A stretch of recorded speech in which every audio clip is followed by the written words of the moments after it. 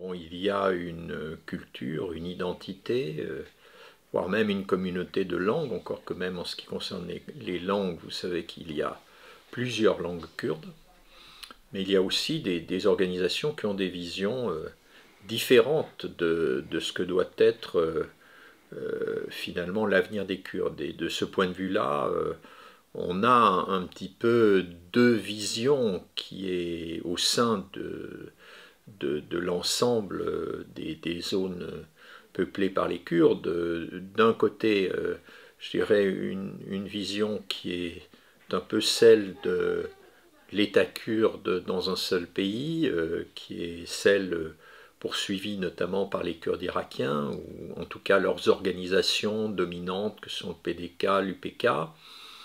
Et puis d'un autre côté, une vision qui est beaucoup plus transnationale et qui s'exprime notamment dans le PKK, même si elle n'est pas à proprement parler d'ailleurs aujourd'hui indépendantiste, elle a une vision transnationale avec ce municipalisme libertaire, cet autonomisme à développer dans les différents états de peuplement, et donc c'est finalement le PKK et les organisations qui à l'heure actuelle sont ces représentations, bon, puisque le PKK effectivement à l'origine est une organisation qui s'est développée à partir de la Turquie, même si aujourd'hui ses bases arrières sont en Irak du Nord, hein, donc qui a représenté en Turquie, en Irak du Nord, et qui a effectivement en Syrie le PYD et les YPG, YPJ,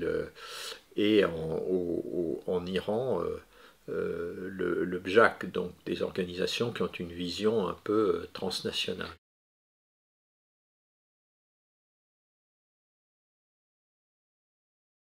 En réalité, parce que je pense qu'il y a aussi des représentations à l'intérieur même des zones kurdes irakiennes, des représentations d'organisations et qui ont des intérêts différents, et cela tient finalement à ce qu'elles sont, à leur réalité humaine, tribale, et donc, bon, disons que le PDK et l'UPK sont deux organisations qui tiennent, je dirais, des régions particulières en Irak du Nord et qui défendent leurs intérêts. Donc il y a je dirais, le problème des relations interkurdes entre les Kurdes des différents États et infra-kurdes à l'intérieur même des Kurdes d'un État.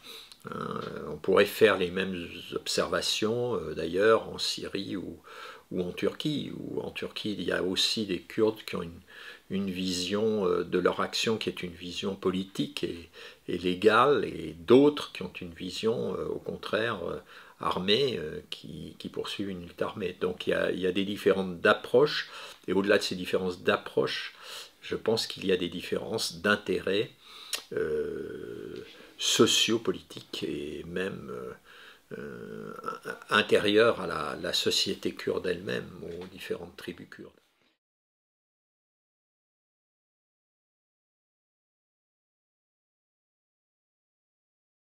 Infra-kurde, bon, il semble que en l'occurrence, la situation soit relativement stabilisée, même s'il y a eu des conflits qui ont débouché, y compris, on s'en souvient, dans les années 90 sur des affrontements armés. Interkurde, oui, puisque actuellement on sait il y a non seulement une différence d'approche entre le PKK et le GRK, mais parfois même des affrontements. Donc c'est effectivement une réalité.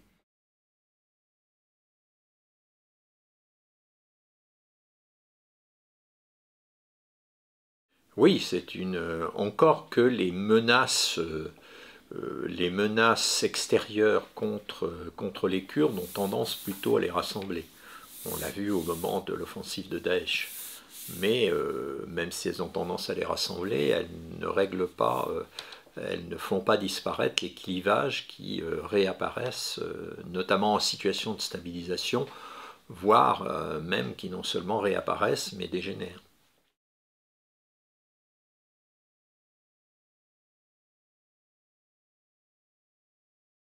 en fait, bon, c'est un phénomène assez classique eu égard à la question kurde qu'on a pu observer à plusieurs reprises, c'est que généralement les États qui répriment leurs Kurdes s'accordent avec les Kurdes de l'étranger. Donc on le vérifie là, puisque effectivement la Turquie qui est en conflit permanent avec le PKK, en même temps a des relations, et des relations plutôt bonnes, hein, avec Erbil, avec le KRG. Alors ça tient effectivement à la volonté souvent de justement lutter contre ses propres Kurdes. On voit bien que pourquoi la Turquie aujourd'hui se converge avec le PDK et en tout cas avec le gouvernement kurde d'Irak du Nord, essentiellement pour finalement avoir un levier en Irak contre les bases du PKK qui sont réfugiés en Irak. Et base du PKK qui bien évidemment inquiète aussi le gouvernement régional kurde. Donc il y a des intérêts convergents et c'est ce qui explique qu'effectivement la Turquie est une représentation importante à Erbil et des relations denses avec Erbil. C'est une stratégie que la Turquie a maintenant choisie depuis 2007-2008. Auparavant, pendant longtemps, elle a considéré le gouvernement régional kurde d'Irak du Nord comme une institution qui n'était pas un État et donc avec laquelle elle ne devait pas avoir de relations. Depuis cette époque-là, ça fait donc maintenant près de 15 ans, hein, en réalité, la Turquie discute et négocie directement avec le gouvernement régional kurde sans passer par Bagdad. Donc ça, c'est une des raisons, et la raison directe, c'est justement de prendre à revers, en quelque sorte, le PKK. Une autre raison est que, au-delà même de la question kurde, il y a finalement des relations à avoir au niveau régional. Hein,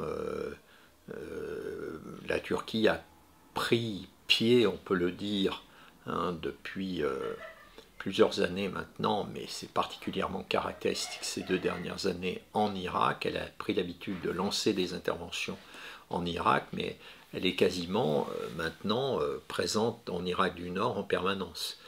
Et donc, d'une certaine manière, elle a besoin d'alliés sur le terrain. Et bon, parmi ces alliés, effectivement, l'un d'entre eux, qui est le plus important, c'est le gouvernement kurde d'Irak du Nord.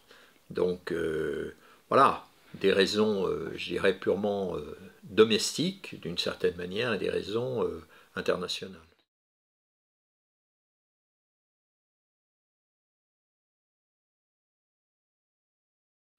Alors s'ajoute à ça, bien sûr, cette convergence, elle est soutenue par des intérêts qui sont économiques et énergétiques. Hein.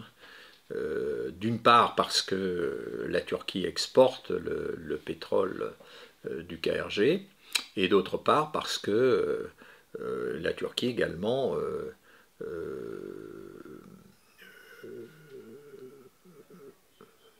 importe en Irak du Nord, enfin est un partenaire commercial essentiel pour le gouvernement kurde.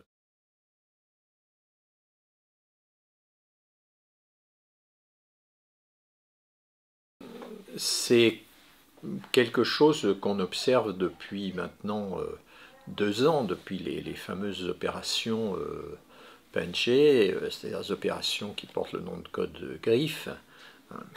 C'est que, bon, je crois qu'elle découle d'une stratégie du gouvernement turc qui, finalement, lorsque l'AKP est arrivé au pouvoir, il y avait cette idée de résoudre politiquement la question kurde. Ça a débouché entre 2009 et 2015 sur 3 processus de paix, ou en tout cas 3 processus de négociation qui devaient avoir pour objectif d'apporter une solution politique à la question kurde en Turquie.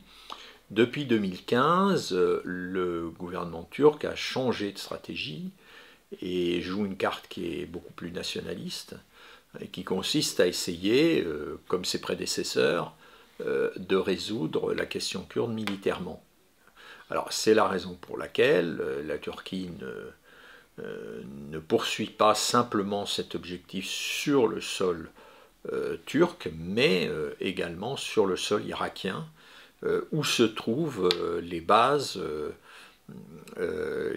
du PKK, et où le PKK, comme vous le disiez, rayonne hors de ses bases, puisqu'il rayonne tout au long de la frontière turque.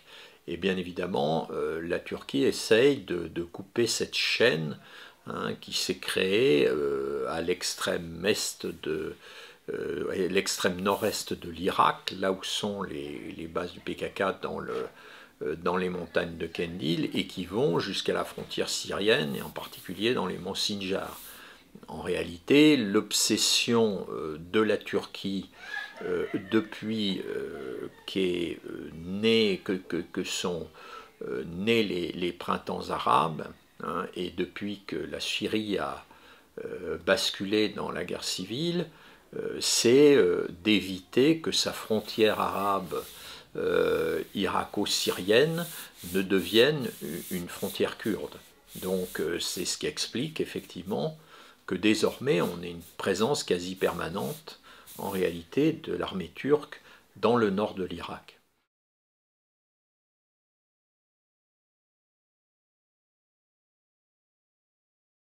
Ce que l'on observe, c'est que depuis plusieurs années maintenant, depuis les 15 ans qu'on évoquait, depuis que le gouvernement turc a des relations directes avec le KRG, il y a eu une acceptation tacite, voire même parfois explicite, de la présence turque dans le nord de l'Irak par le KRG. C'est beaucoup moins constant en ce qui concerne l'Irak, en tout cas le gouvernement irakien, qui effectivement par moment proteste contre la présence turque. Ceci étant, ce qu'on observe ces dernières années, c'est que souvent le gouvernement irakien était dans un tel état de faiblesse qu'il n'était pas en mesure véritablement de protester, et donc souvent ces protestations sont assez, je dirais, formelles, et d'une certaine manière